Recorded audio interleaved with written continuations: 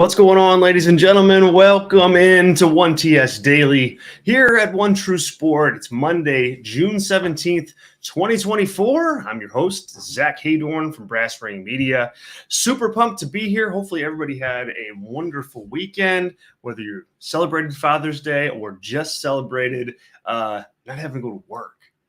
Hopefully it was really nice for everyone. Thanks so much for joining me here. If you're joining me on YouTube, hello. Appreciate you being here. If you're joining us on Twitter, hello. Thanks so much for being here. We got a lot to get to today. It was a busy weekend in professional wrestling. And if it's your first time checking out this show, 1TS Daily, we are here to cover the news of the week, the news of the day, the news of the hour in some cases. But we are current on this show, and yeah, lots of current event stuff to talk about. Let me get some plugs in really quick. If you've not been to onetruesport.com to check out the membership tiers that we're offering right now, please make sure to do that. It's onetruesport.com. We have all sorts of different ways that you can, enhance your One True Sport experience. We've got a ton of Legends podcasts, a ton of other live shows that you're not going to want to miss with Anderson and Medusa and RVD. Just some wonderful stuff. So make sure that you guys are heading over to onetruesport.com, checking out the membership tiers that we have, and picking one that works best for you. If you want some more free content from me, you can find me at my shop at Brass Ring Media. We've kind of have a long form strategy as to how we cover professional wrestling there. So you can find us on YouTube and we've got live shows all throughout the week, focusing on current events in pro wrestling, but from a long form perspective, not just news, not just shows, but just kind of broader talk in longer form. You can also check out our written work on our Brass Ring Media Substack channel, page, newsletter, whatever you want to call it. It's Brass Ring Media on Substack. And you can follow me on social media at Zack_Heydorn, as you see right there. And of course, the Brass Ring Media YouTube channel is totally free.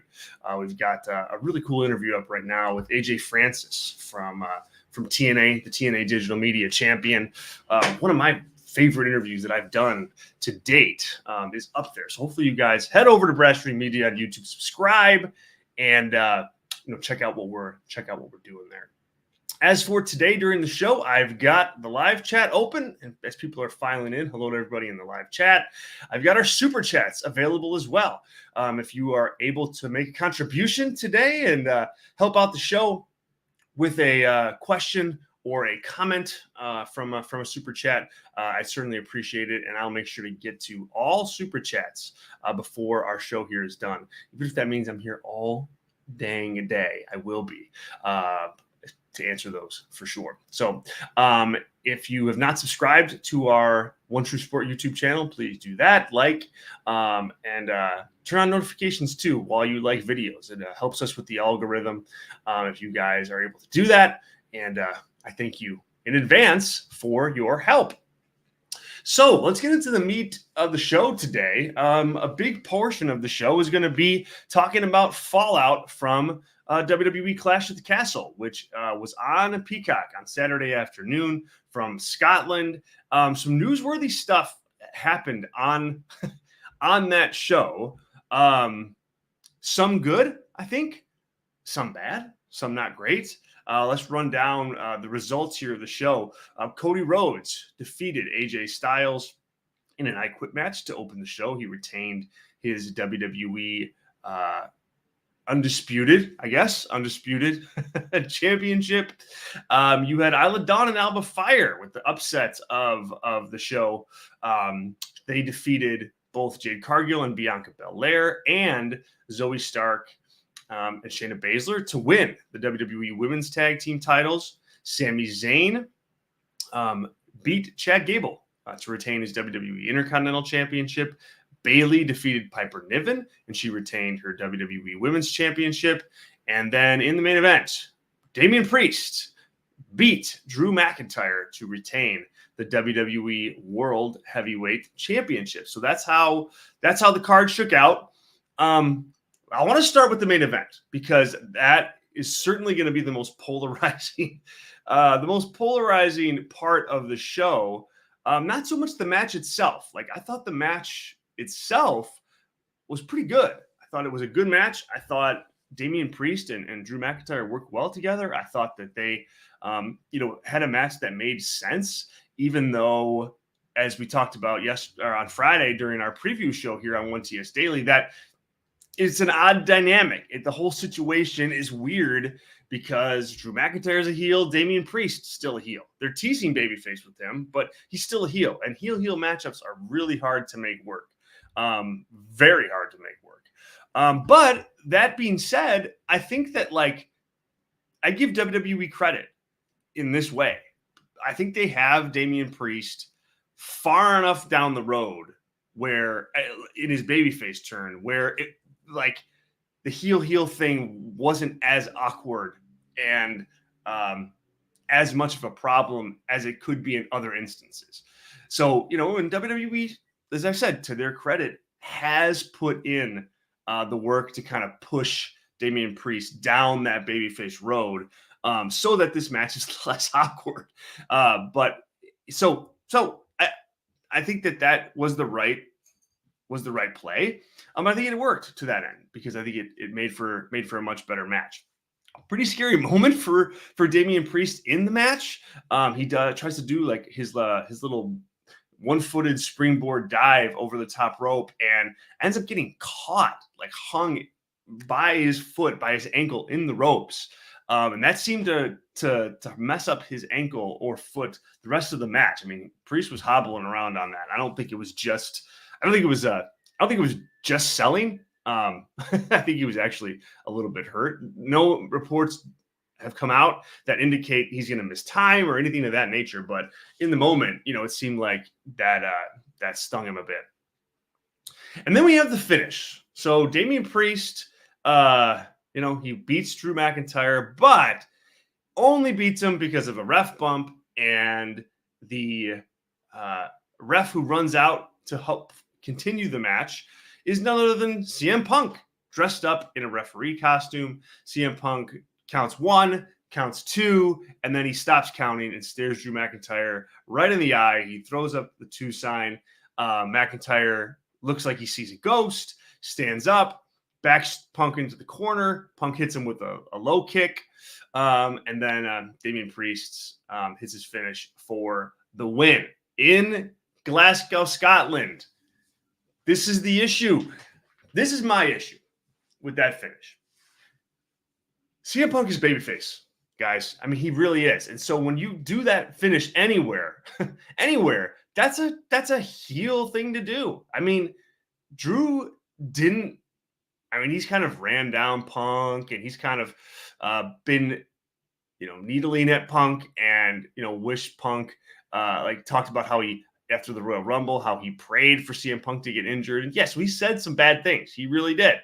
And yes, he injured him. But like, CM Punk kind of looked like a jerk doing what he was doing. Like, he looked like the antagonist in this, the bad guy in the story, especially. And I think that's in any arena he would have in this instance, but he especially looked that way when he's doing this in Drew McIntyre's hometown, where that he's going to get booed for this move. If this is Chicago, okay, maybe it doesn't go that way. But man, I mean, like, they're in Drew's hometown, and you got Punk running out there and costing Drew the match for no real reason, other than to just mess with them. And I think that is the reason. So I think you just painted yourself into a corner here with this feud and going about it this way. I think it's better for the WWE to find a different finish here. Again, you needed to keep the title on Damian Priest with Gunther looming in the background at SummerSlam. You can't do Drew McIntyre versus Gunther at SummerSlam for the title. So as soon as you decided, hey, Gunther's going to wrestle the WWE World Heavyweight Champion at SummerSlam, you made your bed. You made your bed as far as where things are going with the title. You decide and you make the call as soon as you put Gunther in that spot that Drew McIntyre is not going to be in the title match at SummerSlam. Okay, so now you figure out another way to get to where you need to go with CM Punk. And so, yes, in theory, Punk costing Drew McIntyre the championship here it certainly adds a personal level of rivalry to this, to the Drew Punk story. I mean, that's definitely there. Like costing Drew McIntyre the championship again in his hometown. That's going to be a talking point. And tonight on Raw, I'm sure we're going to hear that referenced multiple times, and as they should. I mean, that's the story here. And I think that story works. I just don't think that it plays nicely in the environment that we saw. Not to mention that the spot itself was just kind of dumb, like kind of silly. Like, how did CM Punk know? How did CM Punk know that there's going to be this spot with the referee? And I know they recorded a little thing on social media where they show Punk like grabbing the shirt backstage and putting it on and running in. And, again, A for effort on that. But it's still just kind of a dumb finish, like straight up, right? Like, I don't know. Like, and then the way they filmed it too, where it's like, okay, we're going to like kind of do a big reveal during the match. And we don't ever film a referee entering the match that way. I just thought it was just too polished, too clean, too planned, overly scripted in a bad way, in a predictable way too. And so this is how I thought it would go. I thought that we would get, CM Punk in this match, getting involved, costing Drew the title, but I never thought it was a good idea. And I think you realize why it wasn't a good idea as you see this thing play out in the middle of the ring. Again, it's just about perception, And I think now when Drew McIntyre talks about, getting screwed at Clash at the Castle the last time he was in the main event for the title against Roman Reigns, that was real. He was totally screwed over. Different then, though, because he's a babyface then. Now, as a heel, once he starts talking about getting screwed over, it's not him complaining. It's not him, being out of touch with reality in terms of what happened in his title match. It's real. Like, he should be upset about what happened. He should be complaining about what happened. He should want another championship match because CM Punk interfered in this one. Like, all of that stuff is real. And I think you just want to be careful with your heel spitting truth the way the way Drew McIntyre has. It's dangerous road to go down. Very dangerous road to go down. So we will see what happens next year. CM Punk in the post WWE Clash at the Castle press conference alluded to getting cleared very soon. Does that mean SummerSlam? Does that mean Money in the Bank? Like, do you do a Money in the Bank singles match between Punk and Drew, and then have like a blow-off type match at SummerSlam between the two guys? Like, how much do you want to get out of this? How much can you get out of this? Does Drew McIntyre want to be in the ladder match, in the Money in the Bank ladder match? Perhaps. Maybe Punk does too. I mean, that's a way to get them in the ring together while saving a big singles match. So there's potential there. But in the end, I just thought weak finish, weak story, terrible time to do the weak finish and the weak story.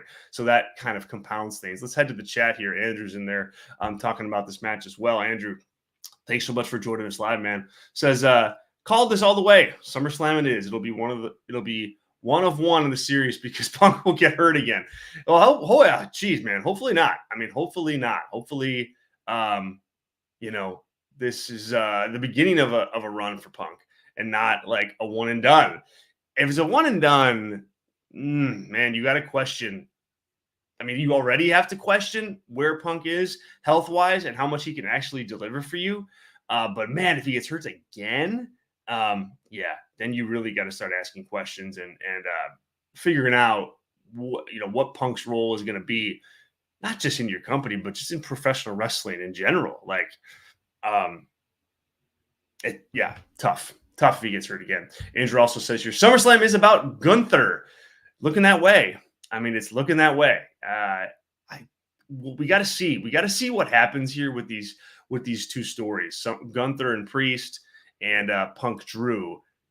To me, you always want to have the title involved in the top thing that you do. That's just my preference in pro wrestling, because what does it say about the title if your top guys aren't going after it, if your top stars aren't holding it? I think that's an issue. And here you have a situation where Gunther is going to win this world title, and it's not going to be the top match on the show. It's not even going to be the secondary match on the show. And depending on what you do with the women's division, it may not even be the third or fourth best match or more talked about match on the show. So dangerous territory. But again, we got to see what they do here. Like I said last week, I think WWE showed some guts booking Gunther to win King of the Ring and calling it a month ago that the King of the Ring winner is going to get a shot at the title at SummerSlam. Sometimes you just got to book. You do it and let the pieces fall where they may. So we'll see how they do this. I mean, that's key. It's not a guarantee that they hit a home run, but I think that I like them just putting their cards on the table and saying, hey, if you win King of the Ring, you're going to SummerSlam. Boom. We got a plan. We know what we're going to do. And let's get there. So, let's see what shakes out. We'll see what shakes out here with that. We also had Cody Rhodes beating AJ Styles. Good I Quit match. That was a good I Quit match between those two guys. I don't know that we need to see another one, and I don't think we will, based on what we saw at the end of that match with the new bloodline attacking Cody Rhodes and Kevin Owens and Randy Orton making the save. I can see now at Money in the Bank, us not even getting a WWE Undisputed Championship match where we just get a big 6-man tag. Instead, we get Randy, we get Kevin Owens, we get Cody against Solo Sikoa, Tama Tonga, and Tonga Loa. And maybe that's where you see the debut of a Hikuleo or of a Jacob Fatu or something to that effect. And then you can also there get an opponent for Cody for SummerSlam, because he needs one. And I don't know if you guys caught this, but go back and look at how Randy Orton was looking at that championship and how they were shooting it. Not an accident at all. So I think Cody versus Randy is penciled in for SummerSlam. You heard it here first. Well, maybe not, but tell people that you did. We also had a women's tag title change. Let's talk about that. I was pretty shocked when that happened. It's the weakest way to win a championship that you could create in your brain. You can't get any weaker than that. With a rollout, like, okay, the really strong team's going to hit their finisher, and these guys are going to push them out of the ring and then make the cover on their own, and they're going to pin. You're going to get the win by not pinning the champions. So Bianca Belair and Jade Cargill, very protected in this. I think Alba Fire and Isla Dawn getting the win is just to appease that audience, and that's about it.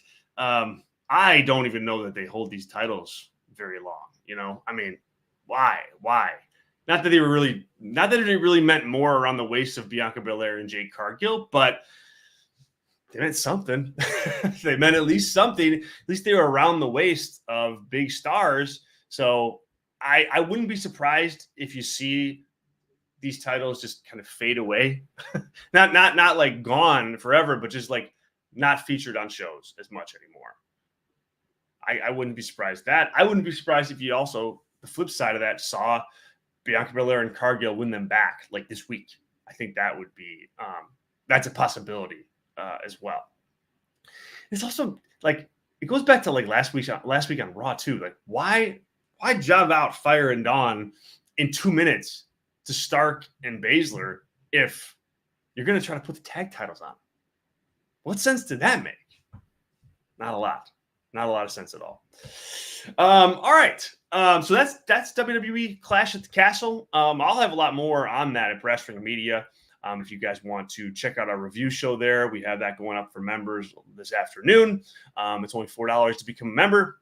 So hopefully you guys consider that. Patreon.com/Wrestling Media. I also have all my ratings and reviews for Clash at the Castle hitting the Wrestling Media Substack page in about, I don't know, hour or two.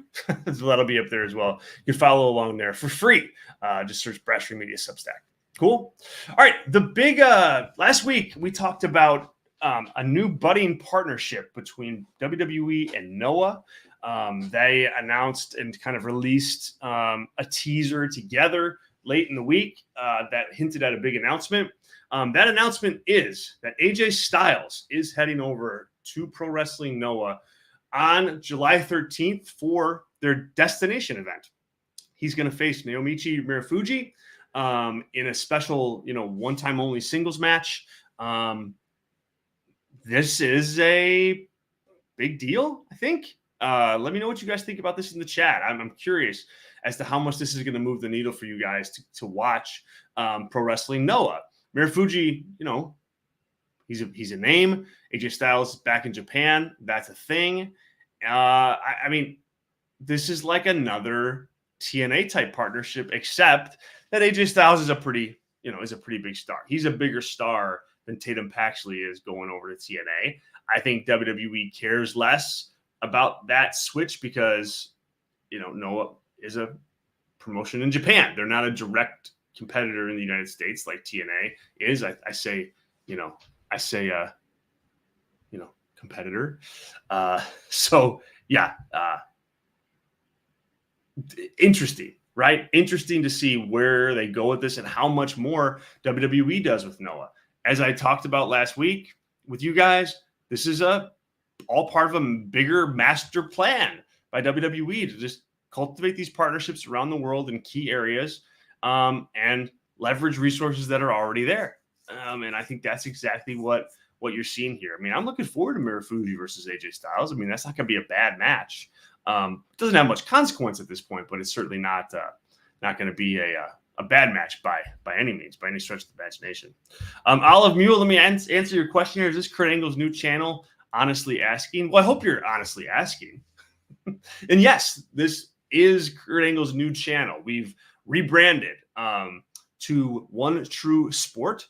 Kurt Angle's show still airs on this channel with us, the same hosts. But we've added other shows. We've added a slate of membership tiers, and you are currently listening to 1TS Daily, which is a daily news hit show, 11 Eastern every single day to me right here.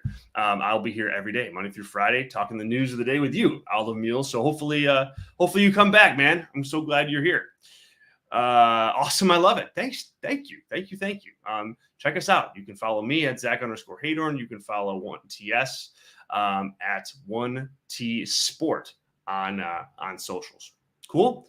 Thank you, sir. Let me just make sure.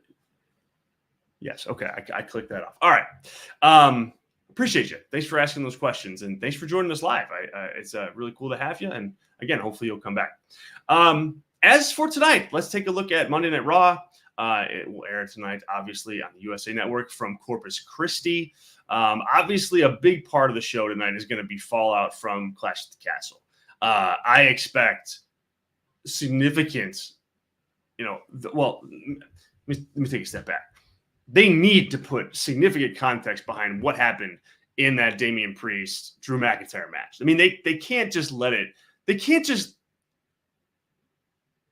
let it go, right? I mean, they have to address it. They got to show that video that aired on social media of how Punk got the shirt and how he ran to the ring and all that. They got to show that. They got to show that on their biggest show, one of their biggest shows of the week.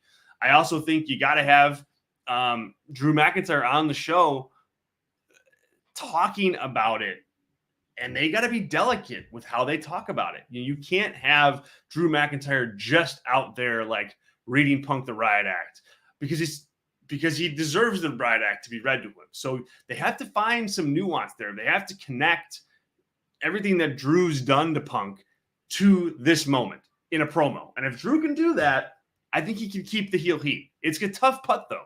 It's a real tough putt because what he has done to Punk is not as bad as what Punk's done to him at this point. And so it's going to be tough to land, but they need to have Drew McIntyre out there. To me, you start the show with this. I mean, you tell the audience right out of the gate that this is important, that they need to care about it. And here's a big explanation about the biggest angle from the show on Saturday. And then you go from there. But, you were relying on your talent here. I mean, for AEW last week on AEW Dynamite, on this show, I talked about how, Tony Khan leaned on Will Ospreay and Swerve Strickland to deliver a segment, where they needed a big home run. They got it because the talent worked hard and worked well and performed in a strong way. Triple H, Paul Levesque needs that from Drew McIntyre tonight on Raw. He needs Drew to deliver a home run segment to kind of get this Punk Drew thing back on track in a strong way. Because as Eddie said here, there's nothing babyface about Punk. No, there's not. Big problem. Big problem, especially like where they had this feud going, where there was some nuance to it. It was fun to watch play out because it wasn't just direct. And now that they're actually like feuding and they're going to have a match soon, things have gotten a little more forced, a little more direct. That's to be expected, but you want to still paint Punk as the babyface, and he's not right now. He really isn't. And so Drew needs a big time heel promo tonight on the show. They also have Dragon Lee versus Carlito in a singles match announced for the show, but that's it. So they're probably in the room writing as we speak. I'm sure as soon as the show wraps, we'll get some more matches that are announced. But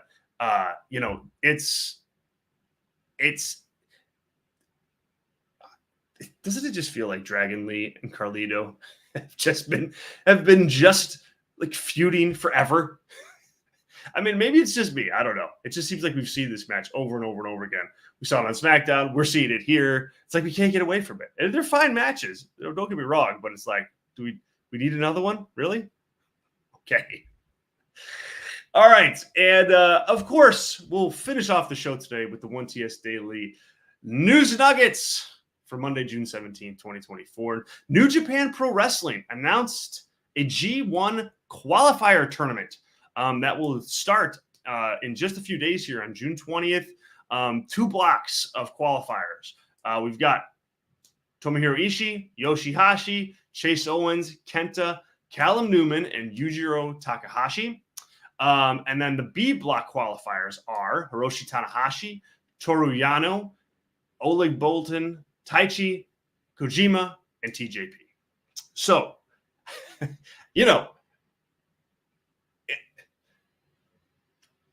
I like the idea of some qualifiers. I think New Japan should define out like who needs to qualify and who doesn't. I think that's key to this. To my knowledge, they've never done like a true qualifier before. So I don't know like the purpose of this other than, hey, we got some shows to fill, and so we need something that's going to hook the audience. The thing is, what'll be interesting to see is like how the qualifying works, like because normally Ishii, Yoshihashi, Owens, Kenta, Takahashi, Tanahashi, Yano, Taichi, they're all in it. So like, are those, if they don't win this, are they not in it? I mean, on one hand, that interests me because then who fills those slots? And if they're being filled by international guys or fresh New Japan talent, like I think that's intriguing. If they load this thing up with all these same guys again, it'll be like the third year in a row for the G1. And look, you know how it's going to go. I mean, like, it's just, you got to have a fresh pot of talent for the G1 this year. And maybe this is how this has been created to try to get that for them. So yeah, I'm interesting to see how this plays out and what this exactly means. And Eddie in the chat goes, man, my God, what has happened to New Japan Pro Wrestling? And I think Andrew answers it the exact way that I would have been rated, Eddie. Look at all the talent that has come this way. That's an endorsement of how strong that program is. Yeah, I mean, I think I would take it a step further than that, Andrew. Yes, I mean, they've lost a ton of talent to AEW and to elsewhere. But I also think it's a failure on the booking of New Japan to not recognize that, to not recognize the fact that, hey, we're losing talent, and because of that, we need to make new talent. And we've got these guys. We've got Shota Umino, and we've got Yota Tsuji, for example, like good young talents on the roster. And when you look at all the talent that left the company, none of them put over these young guys before they left. I mean, imagine like if Umino, beat Okada on the way out. Like, that would matter. I don't know if that would have meant anything. Like, there's no guarantee, let me put it that way, that it like just shoots Shota Umino to the next level. But it's something. It's a shot. It's an attempt.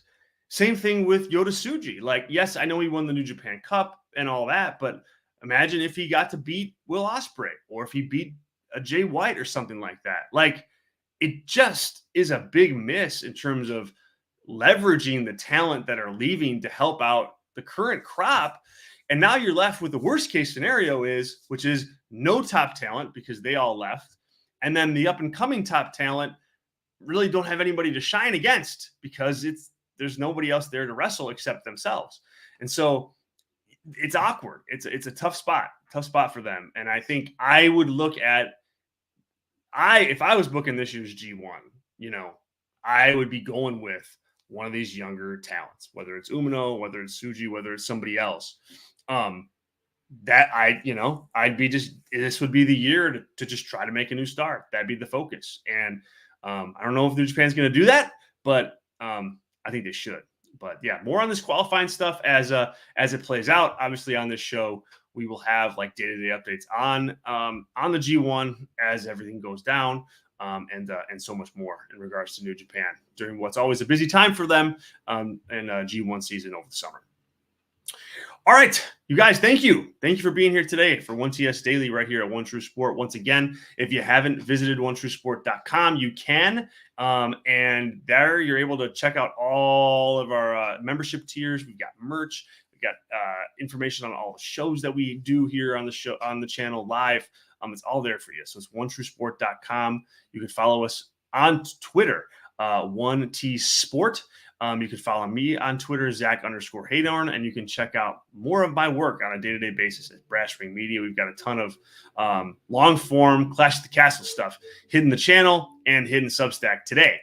So now's a great time to head over there. You can subscribe for free. Cool. We'll be back tomorrow right here for 1TS Daily, 11 Eastern, 10 Central, talking the news of the day. We'll talk about all the fallout from Monday Night Raw, how things go with Drew McIntyre, and whatever else crazy breaks between now and then. Thanks so much to Eddie and Andrew and everybody else in the live chat. Appreciate it. Thanks to everybody who watched us on YouTube. Thanks to everybody who watched us on Twitter. Thank you. We'll see you tomorrow. Same time, same place. Have a good day.